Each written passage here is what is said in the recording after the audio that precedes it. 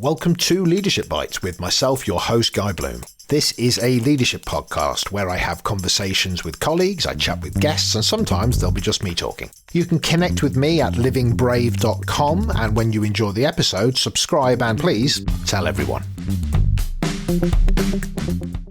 Joe, fantastic to have you on this episode of Leadership Bites. Welcome. Thank you, Guy. Thank you for having me on. Well, it's a real privilege to get people on, especially when they've got Professor. I know. I bought that in Thailand for a $5. Did you? Okay, if you'd like to give me the address, I'll get one. That'd be perfect. So listen, I know who you are. It would be just great for you to introduce yourself to the audience so they get a sense of who you are and what you do. Okay, so I am a Professor of Management Consulting at Cardiff University. And I also have a private practice that helps small consultancies grow to be more profitable.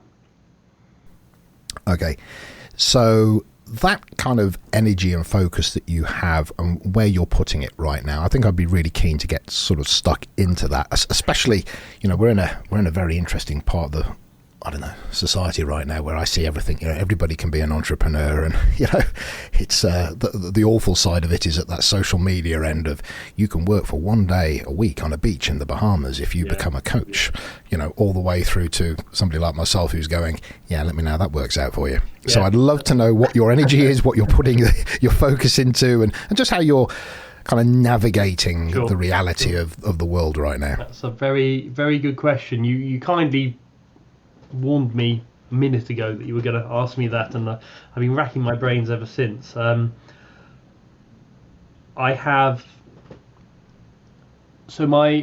came from the consulting industry, joined academia, so I had been an internal, an external, an independent consultant of all types. I'd grown and sold my own firm, and then I came to academia, and my target there, it seemed to me that professors were paid 3 times more than lecturers, which isn't a vast amount of money, but still it's better than a third of it, for doing very much the same work. So my target was to get to professor as quickly as possible, and my background was consulting, so I did that work. And during that period, lots of my friends who stayed in consulting and started up their own companies came to me and asked for advice about growing their consulting firms. And I gave advice, but there wasn't much decent, credible research on it. And so I've spent the last 10 years researching and writing and teaching and advising about growing consultancies. And now I'm at this really odd stage. So the professorship I got, which is nice, and I can do that. I'm down to 3 days a week at the university, and I spend 2 days a week on my practice. I've also got 2 little boys, which means I don't sleep much, and at the same time I'm struggling with all the middle-aged things of, you know, getting fat, trying to exercise, trying to eat healthy, and making sure I don't have a heart attack. So my life is one of balancing these things at the moment. I came to academia. When you come to academia, you don't give up. You don't give up on life. I don't want to give that impression, but you sacrifice salary for quality of life, interesting work, working with students and stuff like that, and that I love. And so I've never been, wanting to sacrifice quality of life for vast amounts of money. But I enjoy all these things. I enjoy spending time with the boys. I enjoy academia. I enjoy my consulting work. But they all have their own stresses as well. And so it's in my head, I'm in this flux situation now of, do I push the consultancy at the expense of the academia? Do I spend more time with the boys and, go down to 3 days a week on everything? So lots of choices over the next year or so. It's obviously not just down to me. I have a wonderful wife who's clearing up the mess I made downstairs just before this podcast. There's lots going on. I've got my fingers in a few pies. So I've created some online courses for consultants to do, and that's a website called Consulting Mastered. I've got my own advisory practice, and I'm non-executive director of a few consulting firms that are high growth. And so, it's trying to get some stability and balance in life. And I think for anyone that's got an entrepreneurial streak, that can be a bit tricky. Yes, definitely. And I've got a few questions that I just want to fire, I think, Sure. at you. And one of them is, I think maybe I'm just going to start with a question that I hadn't thought of, but it's just jumped into my mind. And it is, I think, around what... There's a phrase, be careful what you ask for, because, you might get it. And when people maybe step into that entrepreneurial space, they see... Maybe, I think it's Steve Bartlett. Is it Stephen Bartlett? The guy that's just sold his business and gone on Dragon's Den just recently. Oh, yeah. Early 20, fascinating character, and there he is. He's at a young age, he's made an absolute fortune. But, it's almost like the Premier League of just kind of, that's how it could be. But, most people might think they're going to be a Premier League footballer, but they're not going to be. Yeah. And I just wonder what you see in terms of the people that when they're going to enter into that, I'm going to start my own business, I'm going to do something in this space. I think the intellectualization of it is probably quite easy. Like I'm going to get fit. Yeah, well, quite a few of us have thought about that. So what is it that you see as the markers then for those that you might look at and go, look, I can't see the future, but if anybody's going to make it, it's the people that have these characteristics or these mindsets, these skill sets. These are the things that would tell me if I had to lay my money, my hard-earned cash on A or B, I'd be looking for the following. So maybe people can look within themselves and have a sense of that. Yeah. That's a really good question. A lot of consultants start their own business after having been at the Big Four or McKinsey, Boston, Bain, and they leave because they're great consultants and they love delivering good value for clients. And when they start up, they suddenly realize they haven't got the brand behind them. There isn't a queue of people at the door saying, wow, you're McKinsey. And so all of a sudden they've got to sell. They've got to manage a firm. They've got to recruit people. They've got to market. They've got to do social media. And they're not used to it, and some of them don't like it. And so that's where a lot of people struggle. So firstly, I would say somebody that either has a good rounded skill set or, perhaps more importantly, recognises when they don't have a skill set and seeks to recruit people who make that gap better, fill that gap. The second thing, and it's only two things I'll mention initially. I could talk about this all day, but the second thing is, and going back to the first very quickly, there's a humility there. There is a humility that is needed to say, I don't know everything, I still need to learn. And humility and consultants aren't necessarily always a natural bedfellow. If you've been advising board members, you're being paid $100,000 a year by a firm, and you're only 23, you've got an MBA from a good business school. Humility isn't something that comes naturally very often. Sometimes it does. But that humility to say, I don't know everything, it's a privilege to be asked by clients to help them.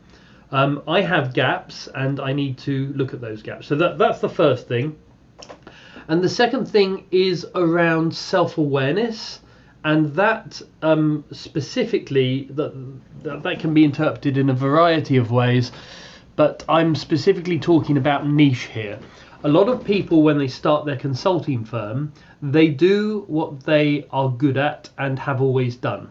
So they've jumped from a large firm where they've done process mapping in the public sector, and they've worked with a few consultants and they've thought, I can get paid double for doing this, and they jump and they're doing it, and they're doing it because they've always done it.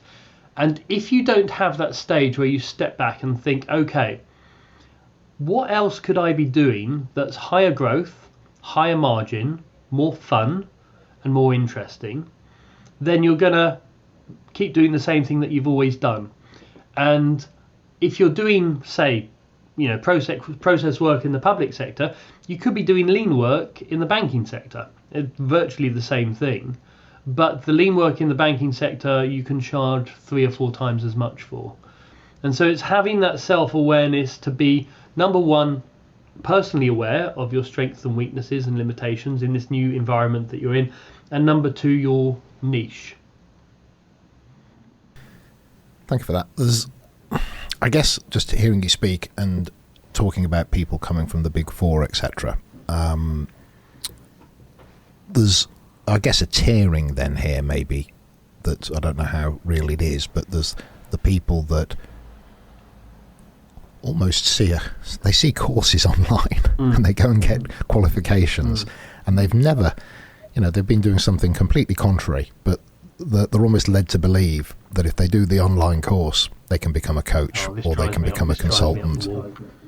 And I literally get my eyes start twitching when I read it because I think it's fundamentally dishonest. I mean, in the sense of it's not that it can't theoretically happen, but you've got no contacts, you've got no experience, you've got no apprenticeship, so let me know how that works out for you. And it's okay if you want to work locally and charge, a couple of £100 a day and get some work from a local, and there's nothing wrong with that. But the selling of the big story.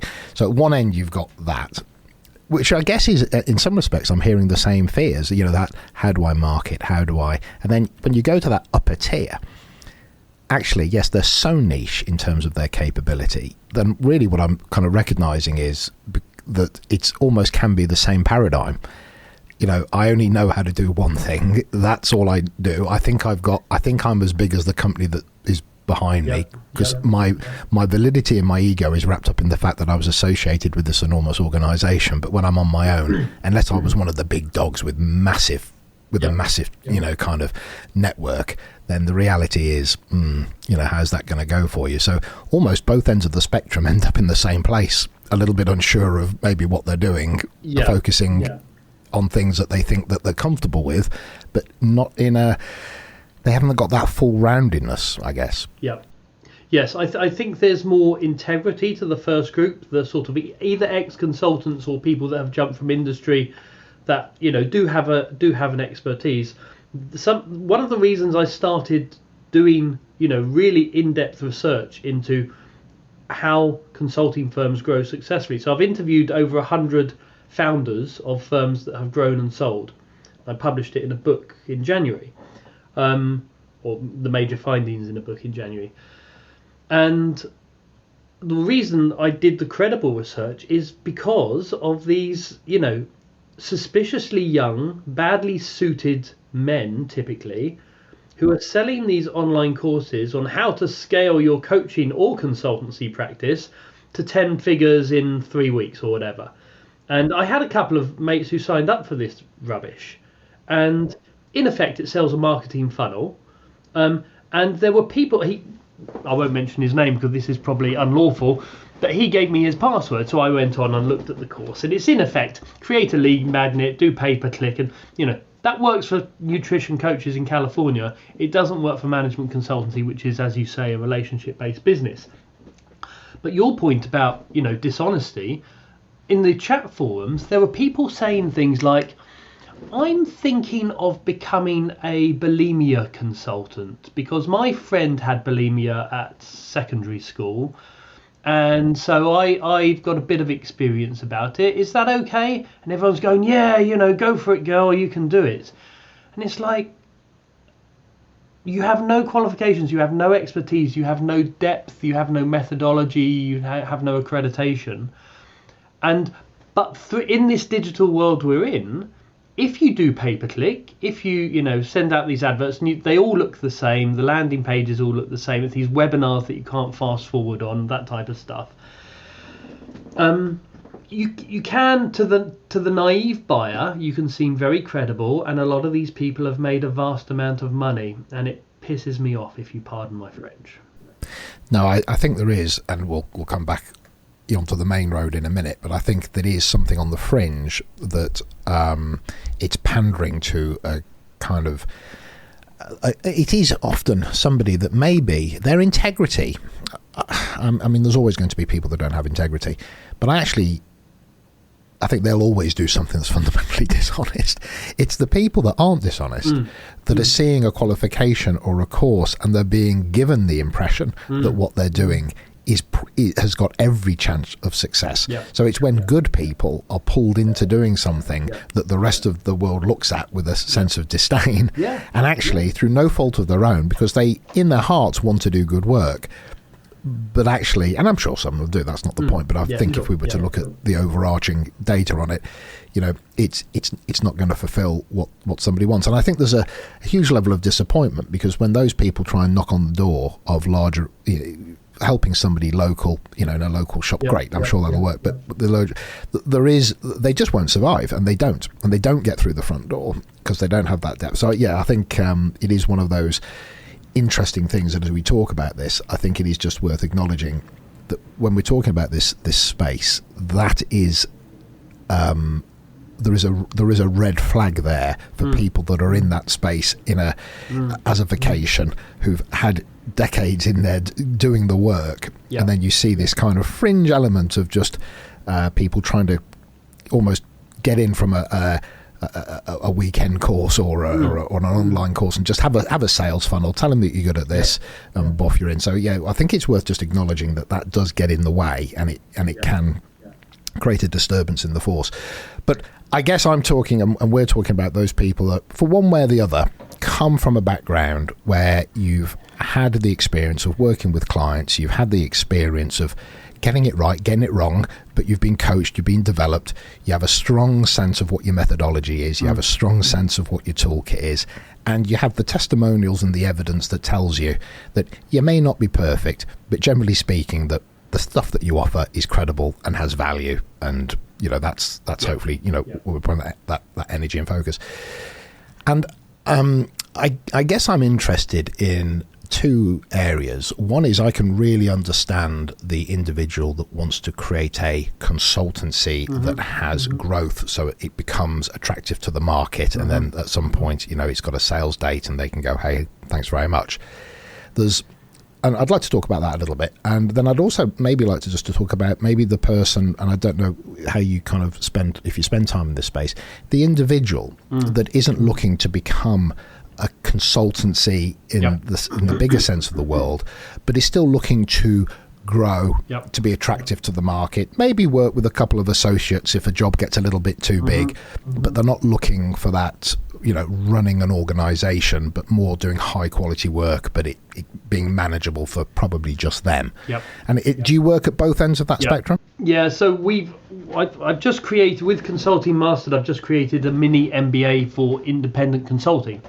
And we've run it a few times now, and typically it's sole practitioners or solopreneurs, I think, as they're now known.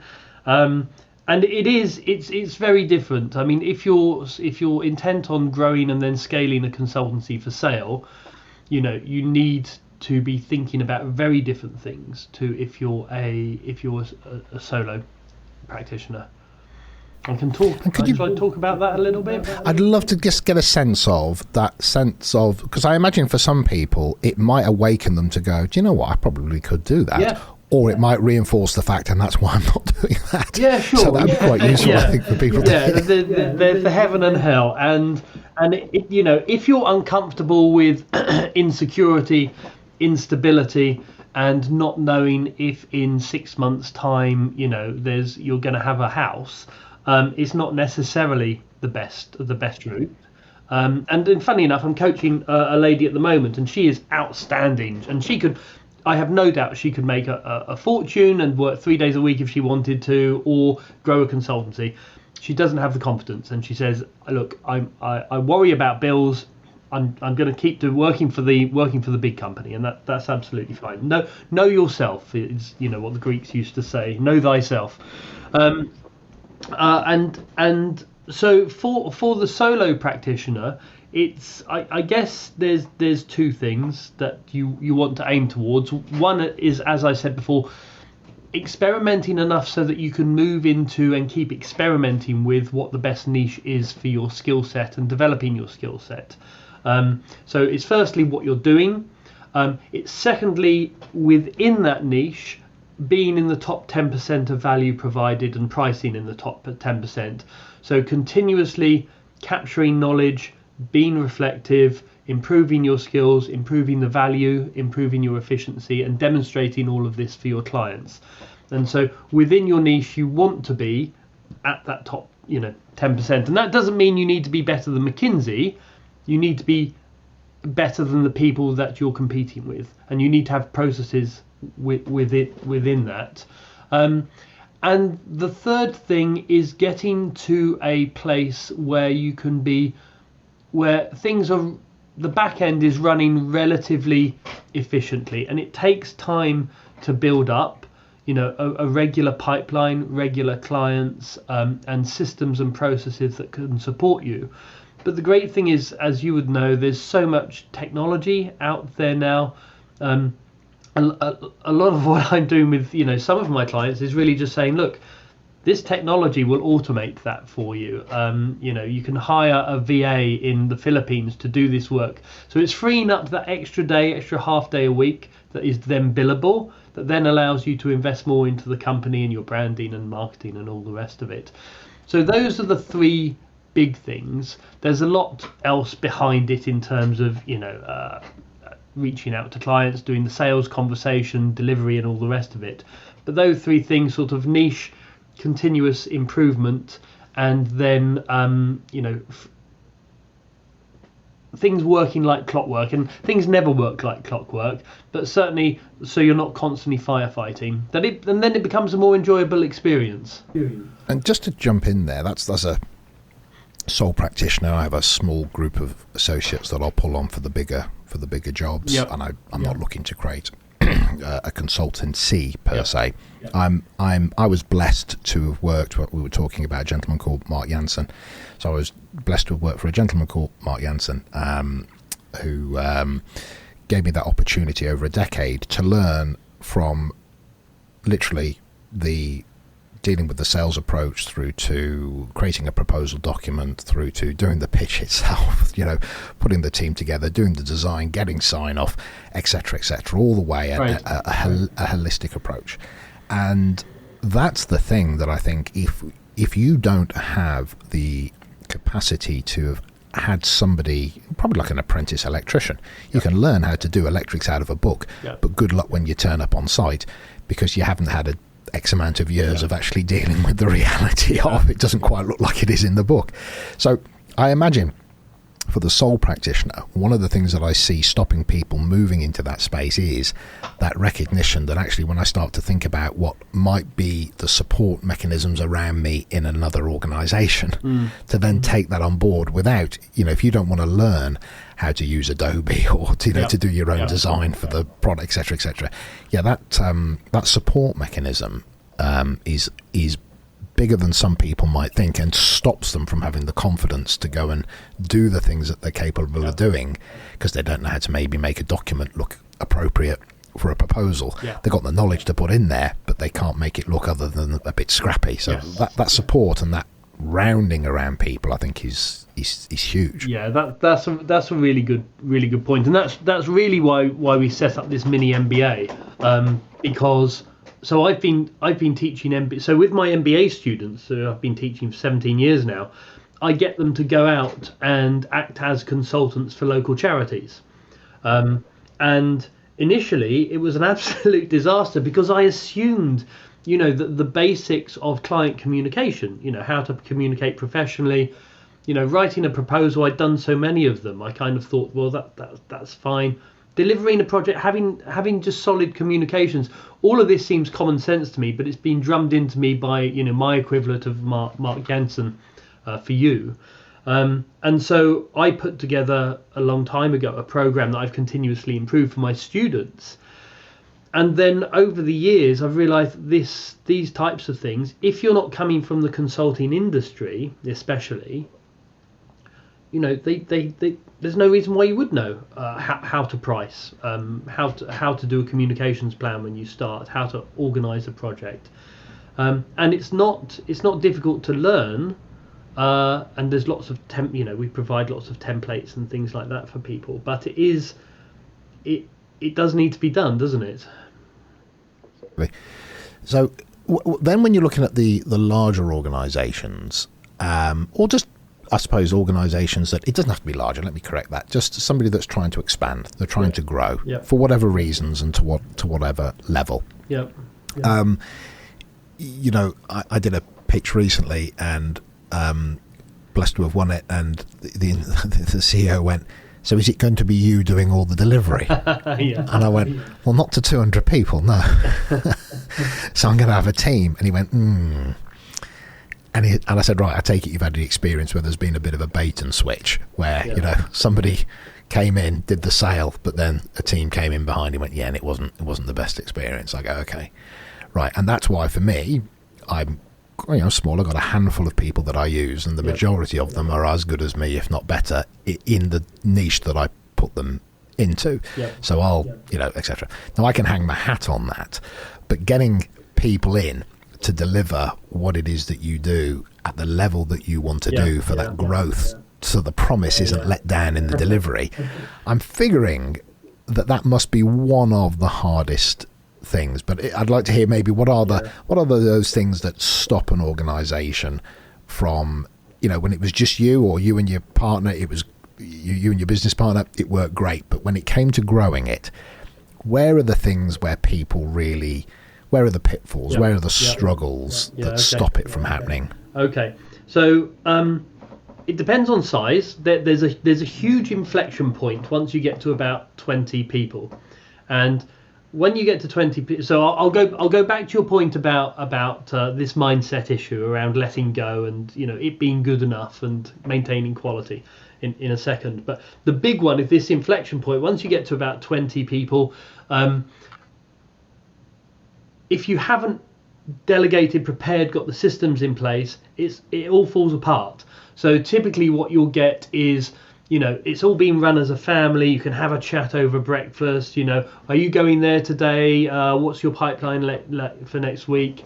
People come to you for information. Once you get to 20 people, you can't go to the founder for information because they don't have enough time. The founder's busy firefighting the poor quality delivery that's been done because he or she hasn't had enough time to coach the people in how to do things, or to monitor things, or to communicate well. And a lot of my work is around once you start to approach, and I start doing it around once you've got 10 people, but certainly before you get to 20, you need to have built those systems, those processes, those roles, those specialisms, that intellectual property, that IT, ERP system or whatever, the marketing, the CRM, that needs to be in place so that you don't experience that inflection point. So typically what will happen is that companies stop performing and very often will start to fall back in on themselves. And that big inflection point, it becomes a different kind of company. It becomes a company that is more based on systems, rules, processes, delegation and roles than it is on personal relationships and stuff. And so that's the big one. But as you completely rightly say, there's a whole load of smaller ones along the line. And a lot of this again comes down to mindset. The first few hires are crucial because you need to build the firm initially on the quality of delivery, referrals, testimonials, and getting work that way. And doing outstanding work is one of the crucial things that firms need to do early on. Now, I would say that becomes less important as you grow, and necessarily needs to become less important as you grow, because you can't afford to do work that constantly excites and delights every client that you work with, because it's bloody expensive to do that. But there's two mindset jumps that a founder needs to get. The first is, if you're growing, is to think about working, you've heard this many times, working on the firm rather than for the firm. So seeing yourself as the CEO or future CEO, and your job is to in effect put in place the systems, processes, cultures and structures that will allow the firm to grow. But then there's another interesting point, whereas you see yourself as the CEO, but at some point you need to start delegating. And if you are obsessed with everyone doing the things the way that you've done it, that's a real problem. And if you don't trust people, and if you're worried about quality being 95% instead of 100%, it's really difficult, and so that's a big challenge. And there's other challenges, especially around pipeline. As you start to grow, there's this issue, and you might have come across it. It's quite common. In the first couple of years, you're doing incredibly well because you're selling to people in your old firm, you're selling to your contacts, friends of family, and all the rest of it. After the first couple of years, that very often dries up, and you've employed. Okay, right, yeah, and you've got these mouths to feed now because you've employed people, and the pipeline's looking dead, and you haven't done that marketing, so you don't have a visible presence. You're not seen as an expert. You're not reaching out to people that you don't know, and all of a sudden this becomes really, really stressful, and you're firefighting then. And so building that marketing competence in earlier and starting to manage the pipeline before you get to the point. Again, it's all about anticipating these inflection points. And that's something that most of the founders who sold their firms did really well. They knew what was coming down the line and they anticipated it in terms of doing the marketing early, putting the systems in early, talking about roles and responsibilities early. So and it's kind of like you win the race before you're actually in the race in some respects, but there is the point of, there's a difference between you're happy earning a certain amount of money and you just want to kind of maintain that. But even actually that probably doesn't differ for a large consultancy or just an individual, because if you're just a sole trader, the truth of the matter is the people that you know is finite, and depending on how long you're going to be in the game for, they move on, they go to different things, they retire. There just has to come a point where, yes, if you're not proactively pushing an agenda of just being known and letting the world know who you are with credibility or whatever that process is, that's really no different if you're trying to earn yourself 100,000 a year or you're trying to earn probably 50 million a year. Because the truth of the matter is, the dynamics or the thinking behind it, the scaling is different, but the truths there are probably very, very similar.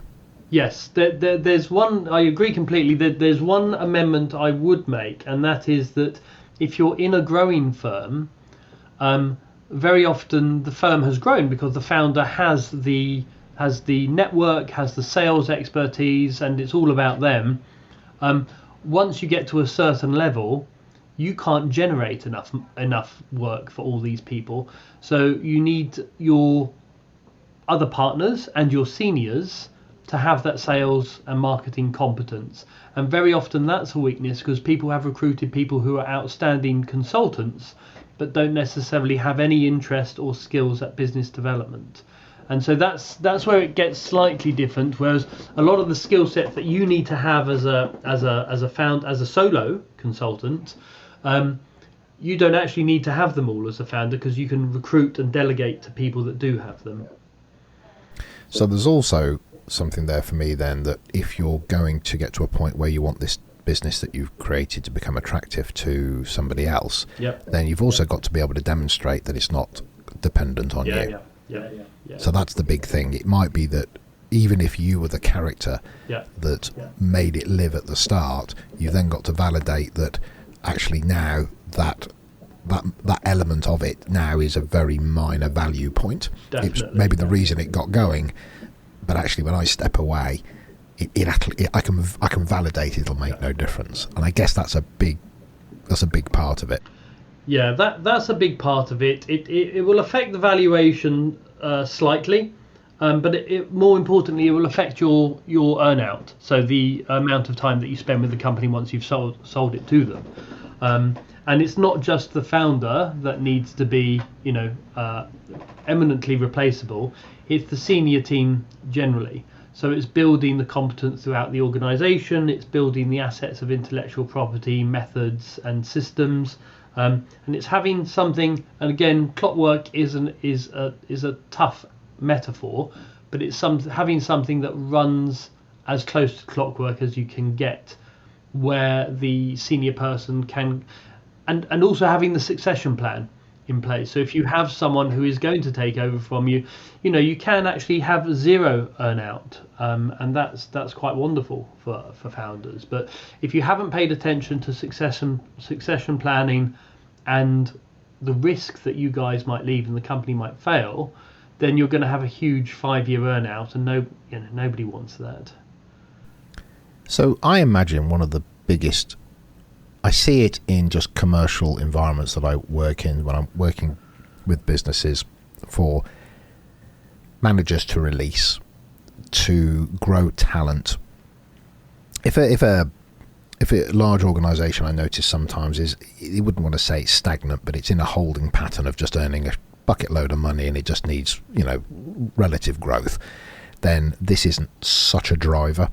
But for organisations that have a growth agenda through acquisition or whatever it might be, then that the company can only grow at the rate of its talent capability, to go with it. So I'm interested in, I think the intellectualization of letting go and everything that we've said makes absolute sense. It's almost like, don't kick puppies. Yeah, of course, what's to disagree with, right? Sure.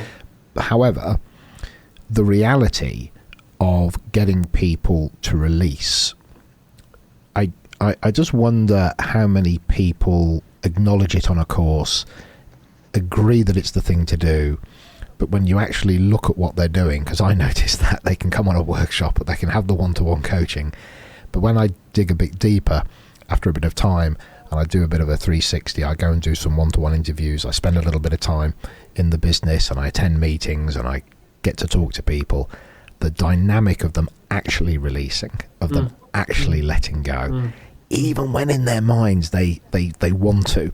But that to me is one of the hardest things that I see for somebody that is by definition hands-on, wants to add value, wants to be a contributor, probably enjoys the adrenaline of sorting things out and all those kind of things. But that actual release is, I just wonder your thoughts on how hard that is for some people, or potentially how easy. But I see it as often being one of the hardest things, and I don't know how you experience that.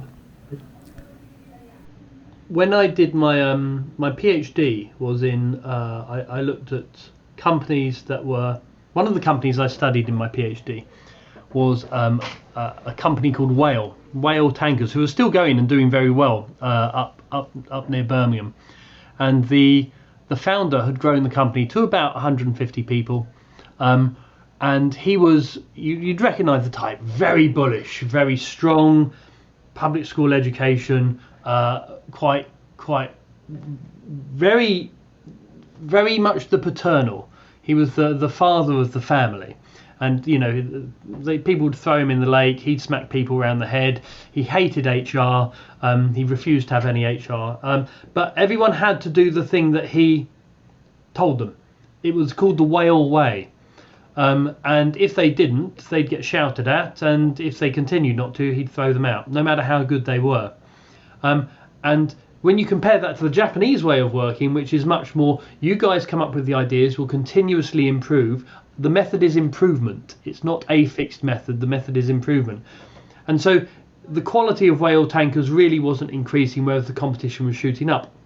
And he recognized that he wasn't the right person to take it to the next stage. So I was doing some, not coaching, but sort of advisory work for them as well. And that to me is real leadership, is where you say, because the worst thing you can do is be that person and still think, I'm going to hold on, I'm not going to let go. And I see that very often. And very often those people don't want to work for me because I'm telling them the same thing again and again. You can't do all the sales. You can't control everything. You need to let go. But I thought that was fantastic. So he got someone else in. He resigned as CEO, although he owned the company.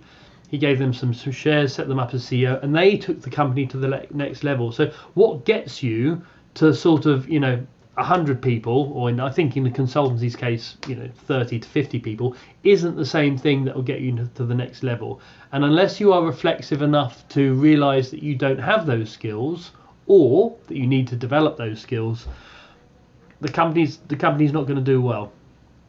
And unless you're, don't get me wrong, everything we're saying about mindset and all of that is all very nice. If you're doing AI consultancy, and there's 5 lads who've got masters from Oxford in AI, you can grow and sell that in 3 years. It doesn't really matter what your mindset is. If you're doing that type of work, someone will buy you because those skills are in such high demand. But for most of us who aren't in that high demand niche, you've got to think about everything else. It's a tall order to be the right person to start a company, grow a company, go through the barriers of growth, and then go into the whole dynamic of releasing control, letting others take the accountability, the ownership, and literally move the company forward. It's a hell of an ask, I think, to think that you could be that person that could go through the whole. It's not that it can't be done. It's not that it isn't done, but it really would. Maybe that's the wrong thing I've just said. It's not so much that it's a hell of an ask. It would be a hell of a statement to say, I'm not going to have to learn. I'm not going to have to grow. I'm not going to have to watch myself. It's not that I can't do it, but who I am today might not be who I need to be in 2 years. So it's maybe that more than you've got to pass it on. It's more, I'm really going to have to watch myself and adapt and be willing to be vulnerable to go, maybe I'm not doing that the right way. And that's hard, I think, for anybody to make those adjustments. And interestingly, in a couple of cases, I've seen consultancies grow to 20, doing great, love it, family atmosphere.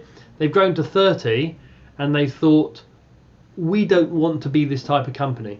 So they purposely pulled back and said, we're going to stick at 20, 25 people, have more of this family atmosphere, and avoid that sort of professionalization and systematization and commodification that needs to happen to be a larger firm. And that's one route out of the quandary. And that's a beautiful thing, isn't it? It's just not where we want to go. Yeah. So actually, let's just be happy in the work that we're doing and enjoy that environment. That makes a lot. And sorry, I just want to follow up on that point. That I think that's much more important than I indicated it was. That a lot of people start up great consulting firms, and they've left a large consultancy because they hate that commodification, use of MBAs. It's all about money and sales. And they grow this company and they're loving it, and then they get to a stage and they're like, if I was a graduate, I wouldn't want to work for this company. And they've built a monster that they've got to keep feeding, and they're feeling more trapped, and it's becoming a similar company to the one that they were in previously. So a lot of this is around self-awareness, which is, one of your areas. Yeah, and it's where I see talent lost as well. I've been with you for the first 5, 6, 7, 8, 9 years because it was like that. In fact, you've got your eye on the prize now. You've only got to go a few more years, so I can see why you're locked in. And I know in your heart you recognise that this is going culturally into a different space, but do you know what? I'm not driving away with a Maserati like you are.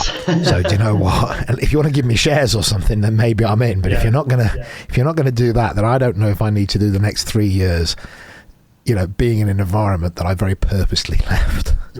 So they're not wrong, are they? It's just I joined for A. It's now moving to B. So if I'd have wanted B, I'd have joined B, right? So these aren't right or wrong things. They're just, it changes the dynamic. Definitely. And there is this exercise sort of, 2 years before a sale, but 2 years before you're aiming before a sale, you start to give equity out. And so those key people who you want to keep in place, you say, look, I'm letting you into this circle, you're going to get some shares, you'll do well out of this, but this is the aim. Because in those 2 years, it becomes an even more different type of company, because you're in effect selling the house. So you've got to go around and paint it and do all those fixing jobs and make the profits look good, look better than they were, and then it becomes an even more different type of company. And so people are even more inclined, especially if they think a sale is on the cards, and they look at Accenture, who might be buying them, and think, well, I specifically didn't want to be part of that machine. One question I've got that I'm always fascinated by is that the scope and scale of what it is that you say you do and that you focus on as an organisation. Because I can see that some organisations are so large that they have enough teams that they can cover as much as they decide that they want to. But there's something about the niche that is both gives you the focus, gives you the clarity, gives the market the clarity. And I'm wondering where maybe when you start and you're smaller, niche is needed, because if you offer yourself to the world as all-encompassing, the world can't wrap its head around it. But as you grow, that capacity to stay in niche, or that pull to widen up to, could you do this? Well, we can do that, because it pulls you down that path of, and that's quite a big deal. So because we do know how to do it, it's just not what we do, and you do trust us. We did that good work for you before, so there's no reason why we shouldn't do that, and blah blah blah blah.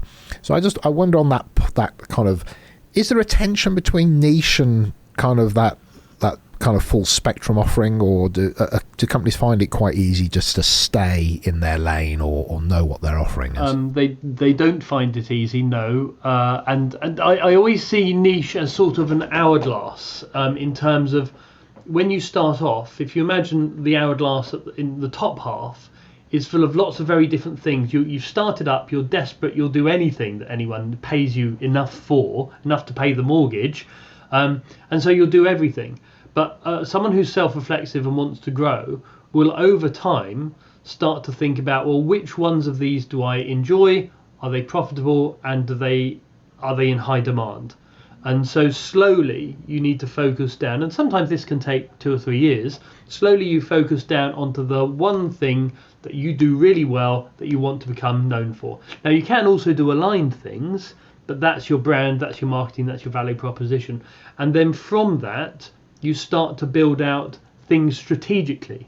So you start to increase your services and sometimes increase the markets that you're sold into, but you do it strategically. So, you might be doing, project management in the public sector, and after a while you start to realize that actually requirements management is a huge part of that, and you could offer it quite easily. There's good money in it and it's a growing market, so you add that in as well. Then once that's established, then you add something else in. And then with some services, they're equally applicable to other markets. Some services aren't, but with some firms they can say, well, look, we do this in the public sector, we could quite easily do it in the banking sector or in the telco sector or whatever. And then the third variation is when you do that internationally. And I would always say to firms, don't do anything internationally until you've got to quite a big size, because it's like starting another firm. Unless you're traveling with your team. I meant opening offices internationally. That's a real pain in the backside. So firms need to think strategically about, and there is sort of this trigger point when you get to certain levels of margin and project margin, you can then invest in opening up another service and marketing it and building the competence and people and all the rest of it. So I always think you need to think about what those trigger points are to strategically open new services, rather than just doing stuff because people are asking you to do it. So just, you mentioned your book a little bit earlier. Could you give me the title and just so people can look it up? I'll put it in the link as well. It's going to be like I'm on an American talk show now, so let me grab so this is the beauty. So it was out in January. It's called Growth: Building a Successful Consultancy in the Digital Age, and it's published by Routledge, and it's based on, at the time it was based on 82 interviews with founders who had sold, plus a couple of surveys, plus my own experience over the last 10 years. It was a bit of a monster, to be honest, but well, that's okay. I'll put the link in the description. Is it available on Amazon, or is it just direct from the publisher? Oh no, it's on Amazon. Yeah, I'll fire you over the link. Yeah. Oh, brilliant. Thank you. And I also just want the mini MBA. Do people go to Consulting Mastered? Yeah, consultingmastered.com, and there's a mini MBA that we're launching this week actually. We've run it live with 2 cohorts to improve it. And now we're offering a live version and a pre-recorded version at different price points. And how long is that program? And just give me a sense of that coverage. I think that would be interesting for people. Okay, thank you. So it's 12 weeks, and people on pre-recorded, on the on-demand version, as they call it. People go through it at their own pace. It's been built between myself, Martin Williams, who is known as the B2B marketeer, so he's a specialist in marketing, and a guy called Professor Simon Haslam, who's one of the leading lights in independent consultancy in Europe. And we put it together for lots of reasons I won't go into, but basically we were quite dissatisfied with the expertise that was on offer to independent consultants. And so we've spent 3 years putting this together based on our own experiences and expertise. So just before I kind of bring us to a close, I'd be just interested in maybe the one, when you think about the one question that maybe you get asked the most, or maybe the two things that people come at you the most for, when you're just in general conversation, what's the stuff that when people realise what you do, they want to talk to you about? They don't normally want to talk to me. They want to run away. There's always that, of course. Yeah, so I guess that's a really good question. I think a lot of the time it's around marketing and, getting more people into the pipeline. And I think there's, especially with digital marketing, it's seen as a black art. And it seems something that you need to spend tens of thousands on. It's very complicated. And it's not. It's providing high value content regularly and distributing it effectively. And those things aren't difficult to do, but it's just setting that time aside, a couple of hours a week, produce the content, distribute it. It takes a couple of years to get traction. If you want to go the whole hog, as I'm sure many of us have, and do the CRM system and the automated blogging and the LinkedIn outreach and all the rest of it, then you can build on that. But if you're consistently getting out good quality content regularly, you're going to become a visible expert, and that's what's going to drive people to you at the end of the day. I like that, and it's something that I've really latched onto personally, which is just put out what you like, put out what you enjoy, so it doesn't become a hardship, and look at the reactions that you're getting to it. And that'll tell you, because if nobody engages and nobody's interested, that'll give you that feedback. I would temper that with, if nobody engages eventually, because a lot of my clients, I'll say, look, produce some quality content and get it out there, and they'll put it on LinkedIn, and 3 people will like it, and they'll come back and say, Joe, I spent a day making that. And I'm like, well, number one, you can reuse it every 6 months if you want, or every 3 months. Number two, it takes a long time to build traction. In my view, it takes a couple of years to build up a solid audience who are interested and potentially ready to buy. And I think it also takes you a little while to find your voice and to find the tempo for you, and to be comfortable where it doesn't take. It's a classic example of somebody I know that's just in this space, and they said, I spent most of the week crafting this article.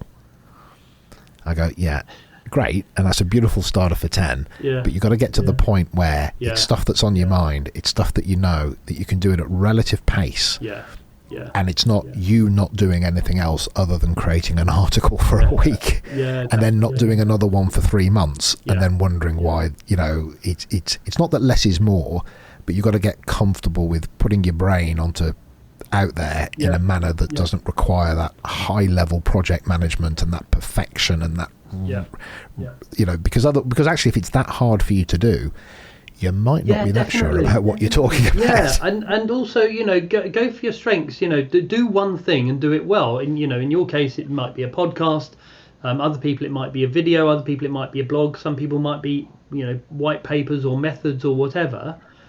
And also have a look at what you've already got. Most people don't realise that they've got a huge amount of assets that they're just not making the most of, and it's hidden gold that the company's not using. I think just again, this thing is, for some people that public space is actually quite easy. They're happy for themselves to visually be on camera. Sure. They're okay with their voice, but actually I'm constantly surprised by people at all levels of seniority or levels that are actually quite uncomfortable with their own image or their own voice, or I think I sound like this, I think I look like that, and it's trapping.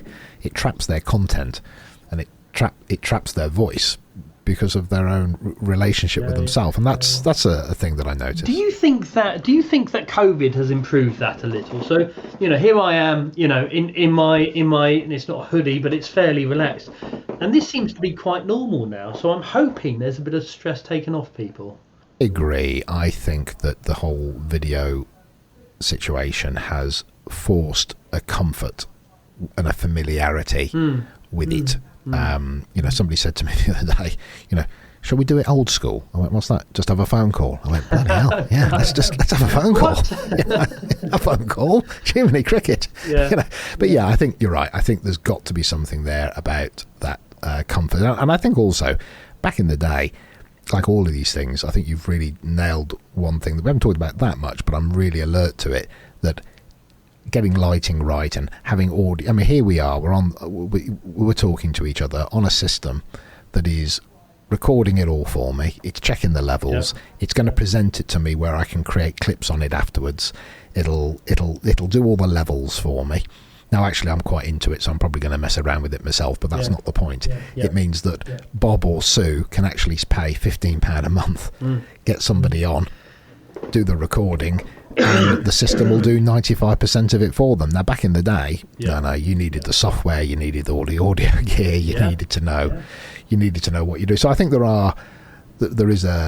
are moving into a domain that that I think is changing things.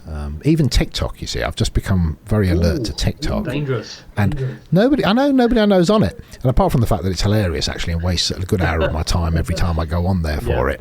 What I also notice is that there are a couple of people from my sphere that are on there, and they are getting massive audiences. Okay, right. And I'm kind of like, Are you going to start doing dances for us, Guy? No, but that's it. You see, right. These are, so on TikTok, of course, what you've got is, it used to be a bit of a dance thing, but now, of course, what you've got is people just, Jordan Peterson and people like that, or, they're just talking in clips. So again, it's like when people used to go, well, isn't LinkedIn just about CVs? You go, yeah, it used to be about that, but now it's almost it's a social media channel now. TikTok has already morphed from this kind of, well, I'm not going on TikTok and doing silly bloody dances, through to actually now you've got people who are in the coaching, leadership, consultancy space getting hundreds of thousands of views because they're talking about coping strategies, or they're talking about what you might want to, because it's so big that it's pulling in an audience, you see. So these are the little things that I've got to stay with it and recognise, to not be scared of it, and to embrace it, and to realise when it's not the time to get distracted by it, because actually no bugger's involved in it, all the way through to, actually, there's been a bit of a shift over the last 6 months, and some early adapters are getting some traction, and that could be quite interesting. So I think these are the things that become quite exciting. So listen, it's been a joy to speak to you. Likewise, thank you. I always say with a bottle of wine and the right food, I could keep you busy all weekend just chatting to you about nothing in particular. Say that to everyone. But so I'll make sure that I put contact details in the description. In fact, to contact you personally, if somebody wanted to reach out and have a conversation, would it be go to consultingmaster.com and make contact, or is there a better way of reaching out to you? You can get me on LinkedIn. I'm easily findable there, or email joe@consultingmaster.com. And I'll put the link to you on LinkedIn anyway, just in the description as well, if anybody wants to reach out. So on that note, sir, I'm going to bring us to an end, not particularly because I want to, but I try and stop these things after about an hour or so, because I think that's people's tolerances. So on that note, stay on so I don't lose you, and I'll press the stop button and we'll chat for a little bit afterwards. Thank you for coming on, sir. Take care. That's it, so I hope you enjoyed the episode. Please share so others get to hear about us, and subscribe so you keep up to date on new episodes. Also visit livingbrave.com if you want to connect with me and find out more about executive coaching, team effectiveness and changing culture. Oh, and of course you can buy my book Living Brave Leadership on Amazon. So on that note, see you soon.